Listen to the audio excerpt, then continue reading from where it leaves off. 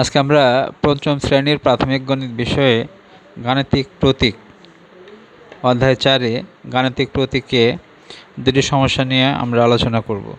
তো এখানে 21 পৃষ্ঠা, গণিত বইয়ের 21 পৃষ্ঠায় তোমরা যদি যাও তাহলে দেখতে পারবে এখানে একটা সমস্যা আছে। সমস্যার ভিতরে আমরা এখানে একই অঙ্কে গুণ এবং ভাগ চিহ্ন আছে।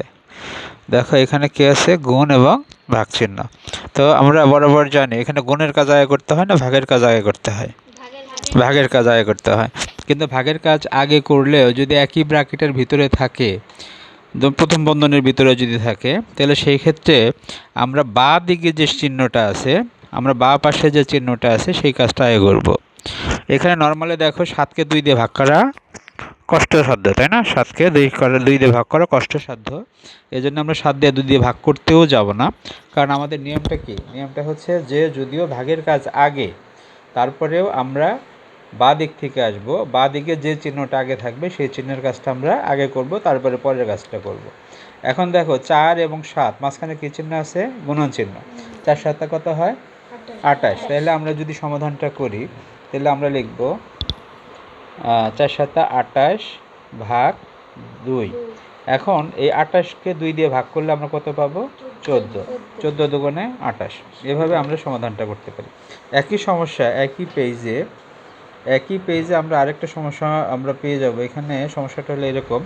এখানে দেখো একই অবস্থা, যে 12কে 3 দিয়ে ভাগ করে তার গুণ করে তার সাথে 4 দিয়ে ভাগ করা হয়েছে প্লাস 5। একই পৃষ্ঠায় তোমরা দেখতে পারবা। এখানেও সেম সমস্যা, যে প্রথম দিকে দেখো গুণনের কাজ এবং পরে কে আছে? ভাগের কাজ। তাহলে এখানে আমরা কিসের কাজ আগে করব? ভাগের কাজ করব নাকি গুণনের কাজ করব?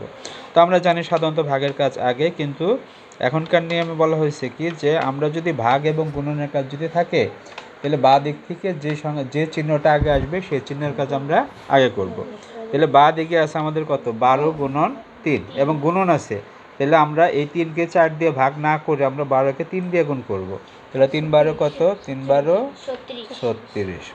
36কে পরে আমরা 4 দিয়ে ভাগ করব, যোগ 5। তাহলে তুমি 36কে 4 দিয়ে যদি ভাগ করো, কয়বার যাবে? 9 বার। 4 9 36। এর সাথে 5 যোগ করে যদি দাও, তাহলে 9 আর 5 কত হবে? 14। এইভাবে আমরা সমাধানটা করতে পারি।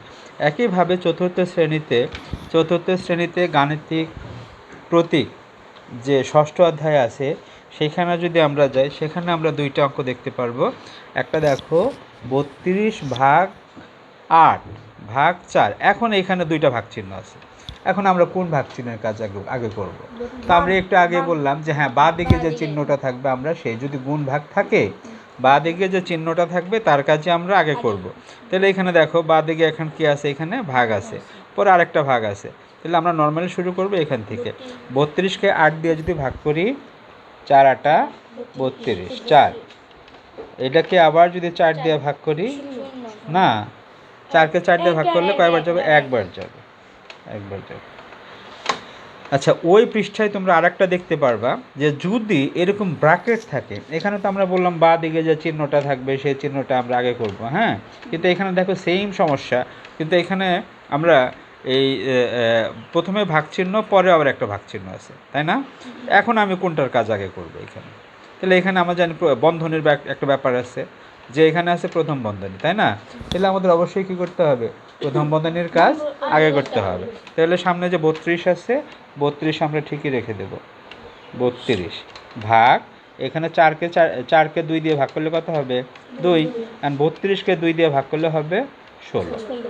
এটা হচ্ছে আমাদের আরেকটা সমস্যা। এখন আমরা সেম একটা সমস্যা তোমাদের যদি দেই, তাহলে এখন তোমরা নিজেরা বলবা যে এটা আমরা কি করব। এখানে আছে গুণন চিহ্ন, এখানে আছে ভাগ চিহ্ন। এখন বলো তো, আমরা এই গুণনের কাজটা আগে করবো না ভাগের কাজ আগে করবো? গুণনের কাজটা আগে করবো, কারণ আমরা বলছি বাঁ দিক থেকে আমরা আসবো। বাঁ দিকে আছে গুণনের কাজ। 4 দুগুণে 8, ভাগ করবো কত দিয়ে? 4 দিয়ে। 8কে 4 দিয়ে যদি ভাগ করি তাহলে কত হবে?